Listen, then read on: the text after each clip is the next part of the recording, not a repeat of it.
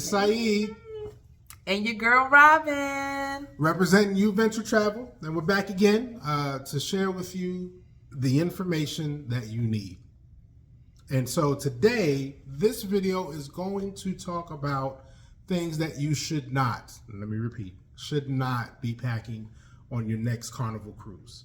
And a lot of this honestly can apply to most cruises in general, but talking about Carnival today. And so the main thing we want to make sure that we share with you today is these are the things that can get you in trouble, or at least just make life harder for you during your cruise. So leave them home, leave them out, and your cruise experience is going to be that much better. Yes.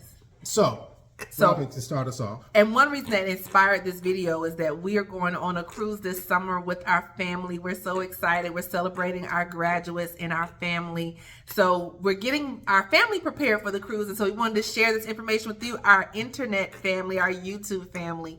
So we hope this information is helpful. So the first thing that you do not want to pack is a surge protector power strip. So we do know that the plugs on the ship are limited. So we have a lot of electronics these days. So we want, try to pack the surge protector so we can have more space. But you cannot pack that. That is electrical hazard on the boat. But instead, you can bring a non-surge extension cord or with USB ports. So just check your power strip, make sure that it is non-surge protected. A lot of times you can go on different sites and just say, cruise ready power strip, and you can find that.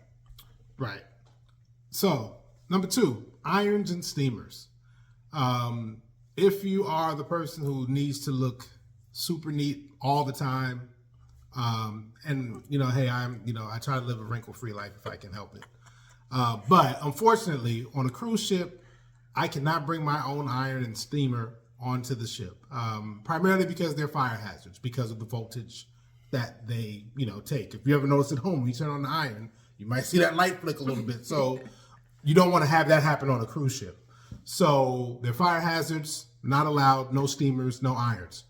So if you need to get those wrinkles out, press that dress, press that suit, whatever it may be. If the ship has a laundry facility, you can utilize those. And most Carnival ships do. There are a few that don't have a self-service laundry, but most do. So you can utilize that and to do, or you can pack some wrinkle release spray. Downy, for example, makes a wrinkle release that we have used previously. And granted, it's not going to be the heat of the steam and the iron, but it generally works pretty well to get those really kind of big wrinkles out. So again, no steamers, no irons. Yeah. And just a little insider tip, I just saw this on another cruise video, what somebody did with the wrinkle release spray. They spray it and then they use the hair dryer they provide for you in the room, they blow heat and smooth it out. Yeah. So that is an insider tip. Also, if you got a little extra money and you want to being wrinkle free is really important to you, most Carnival cruise ships do offer some type of dry cleaning or iron service that you have to pay for. If you are like a special member, there might be some perks where you can get it for free or discounted rate based on your status. But that is something to think about. Our last cruise we went to was not a Carnival cruise, but when we came back, it was a table full of like irons and steamers that they had confiscated from people's bags. So they will take it from you, and sometimes they'll try to give it back, sometimes not. So just know ahead. Don't bring it. Don't bring it.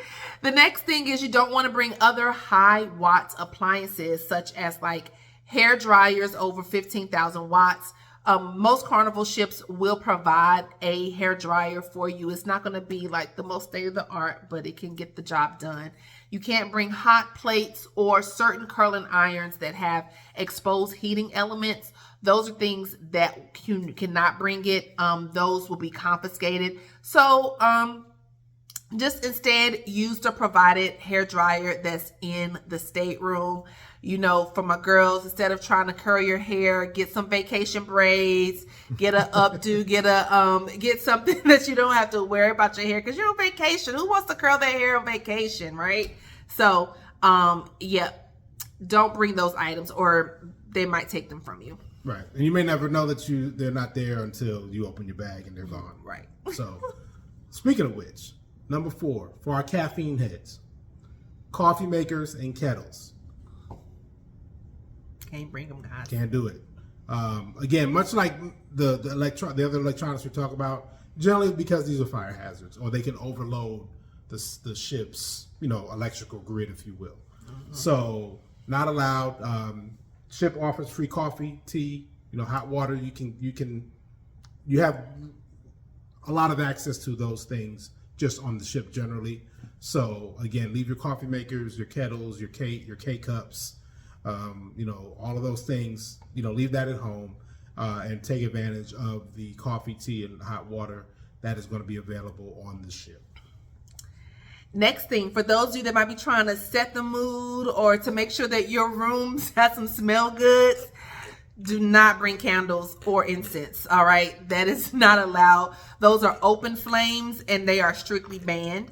If you just want the candle light, you want it to set the mood, you might can bring some of those battery operated candles, or if it's just for good smells, you might can bring like some perfume spray that you can spray around the room. But sorry, you can't set the mood with the actual candles. So think about it. That ship gets to rocking and them flames are open. It could be a bad situation, y'all. So leave the candles and the incense at home. Now, so we've talked about kind of electronics and things of that nature. Let's now talk about food items. Everybody loves to want to bring something from the house or something custom. Bottled water, soda, and any beverage that's in a bottle, specifically in a bottle, is prohibited. Okay, so whether it's water, soda, vitamin water, sports drinks, whatever it may be, if it's in a bottle, it's a no. Mm-hmm. They will confiscate that. And you wasted your money. Right. So the alternative there is that you can bring a 12-pack of canned beverages, and primarily we're talking about water or some other non-alcoholic, beverage, sport drink, something like that. If they're in cans or cartons, you're good. And you can do 12. So a couple key pieces here. It can only be a pack of 12 or less. Per person. And the size of each container can only be 12 ounces or less. Mm-hmm. So that is an option. So it's not that it's a total no. It just cannot be in a bottle. No bottles. And it needs to be on your person when you arrive. Yes. It cannot be in your checked luggage. They will throw it out. Right. So on you, and that's per person. So you can't bring a case of 24 of anything. Right. So in the same vein of beverages, you cannot bring any hard liquor or beer. I know there's a lot of videos on TikTok of people trying to tell you how to sneak alcohol onto cruises. Carnival is really starting to try to crack down on this, and they are going to start kicking people off for bringing this and potentially even banning you from future cruises. And so you don't want to go down like that just for some liquor, y'all, okay? So it is not allowed in your carry-on or in your check bag, any kind of hard liquor or beer. But good news is that each person is allowed to bring one 750 milliliter bottle of wine or champagne per adult. Now, you can't have your child out here bringing a wine bottle for you, okay? It's per adult, and it has to be 21 and over, and it has to be in your carry-on, okay? So that's a good way for you to enjoy wine in your room or in your cabins. If you want to enjoy it at dinner or at a bar, there is a corkage fee that's associated with that. So it's best to just enjoy it, pour it in your room, and then you can take your glass and walk around. Okay, that's how you save that corkage fee. And then just if the alcohol is that important for your vacation, which is your vacation's no judgment, make sure that you just put that in your budget. Save if you want to get a alcoholic plan, but don't try to sneak it on. It's not worth it. You want to make sure you've worked hard and saved up for this trip. Don't get kicked off for a bottle of liquor. Don't do it. Right. Okay. And again, leave the kids out of it. Yeah, don't bring the kids into the liquor. Kids ain't asked for that. So we just shared a lot about hard no's, like stuff that is a non-negotiable. They can get you kicked off. Kicked off, banned, confiscated, whatever. What we now want to share real quickly are items that really aren't banned, but it's really kind of like, do you need that much? So first thing we want to talk about, toiletries. First thing you want to keep in mind, particularly for our first time cruisers who might be watching this, cruise cabins are not that big, for one. And secondly, much like in a hotel, there are some basic items that are provided. So when we talk about toiletries in particular, there may be some items you want to bring because maybe there's certain health things you need or whatever, so that stuff is custom. But bringing big bottles of body wash or shampoo, like the family size things, consider bringing only really what you need. Shampoo and body wash are generally available on the ship in each bathroom in the cabin. But if you're just not a fan maybe of the brand that the ship might be using, and we know it's not for all hair textures either. Right.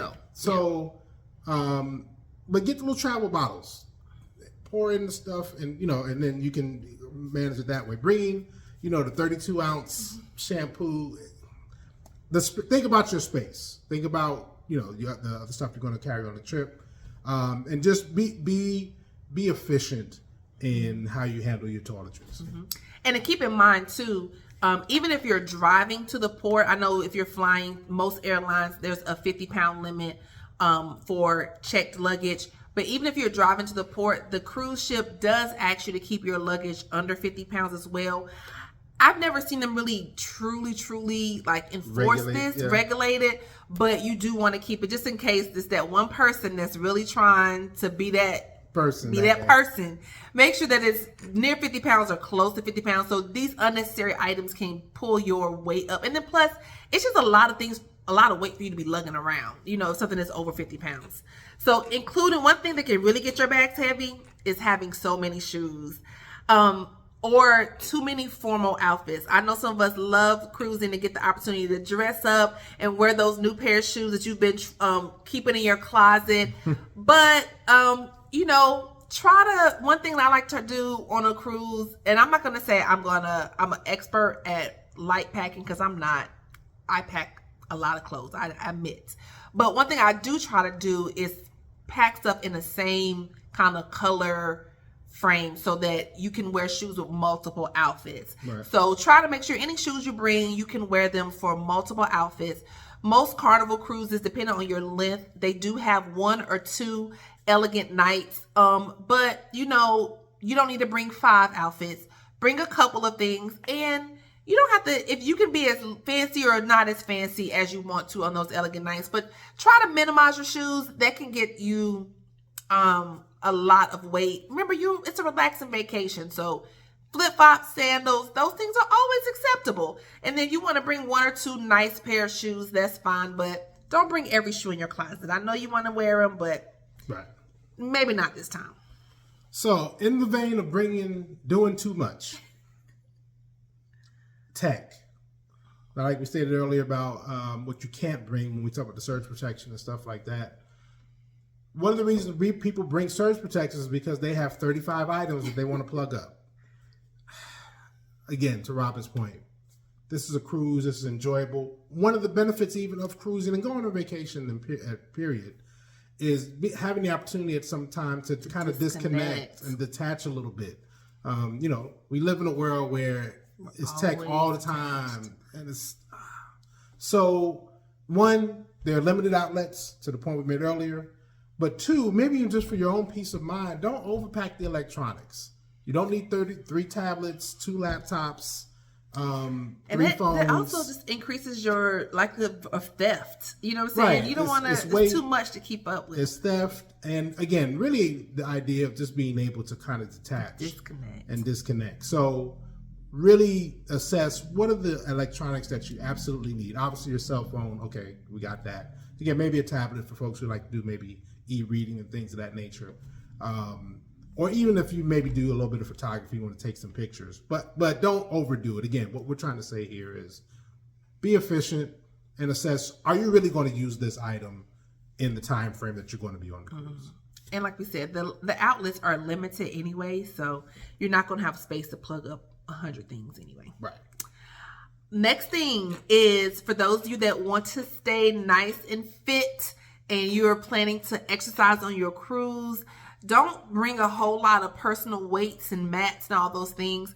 Most Carnival Cruises, I think all Carnival Cruises have a gym on board. So you will have access to that equipment. So there's no need to bring all those things that weigh you down. And then you'll just get a lot of exercise just in general. You'll have a track on the ship that you can walk around. You can do a lot of walking on your days at port. And just getting around the ship, especially depending on the size of the ship, you can get a lot of steps in. So that exercise is going to be built in. And then the last thing I'll say here for the doing too much crowd, large coolers. Size-wise, coolers can even be restricted. So again, we talked about this at the top of the video. Always make sure that you check with your cruise line, particularly whether it's Carnival or someone else. They will give very detailed info about what they allow and what they don't. Coolers, again, there may be folks do have coolers, maybe depending on things that they have medically for, medicines, things like that, or stuff, even maybe if they have young children that's going to be on the cruise and their baby items or things that they have to have for their kids. Understand that. But a small cooler in most cases can accommodate those items. Bringing in the thing that you would use for the tailgate or on camping or something is probably not really applicable to a cruise. So large coolers, no. Small coolers, sure, depending on what it is that you need it for. All right, so these are things that you should not pack on your next Carnival Cruise. Like we said, some of these things are detrimental where you can get kicked off or banned for life. We don't want you to have that experience. Some things will get confiscated and some things is just doing too much. You're just doing too much, right? So we want you to have the best vacation ever. Let us know down in the comments, have you ever had anything confiscated on a cruise ship, something that you didn't know that you couldn't bring? Let us know down below. And also, if this was helpful for you, make sure that you like, subscribe, and click that notification button so you can get all of our videos about preparing for your next Carnival Cruise, and especially the one on what you should pack. So we told you what not to pack, but also make sure you check out the video about what you should pack. And one other thing, too, in the comments as well. Tell us, when you got back from the cruise, the items that you said, I ain't need all this. Right. What did you pack and you were like, I ain't use none of that stuff. I just walked around all day in a bathing suit and a cover-up. Right. We want to hear from those folks, too. Tell us what you realized, I was doing too much. All right. Well, thank you for listening. Thank you for staying to the end of the video. We hope this is helpful, and we'll see you next time. Peace.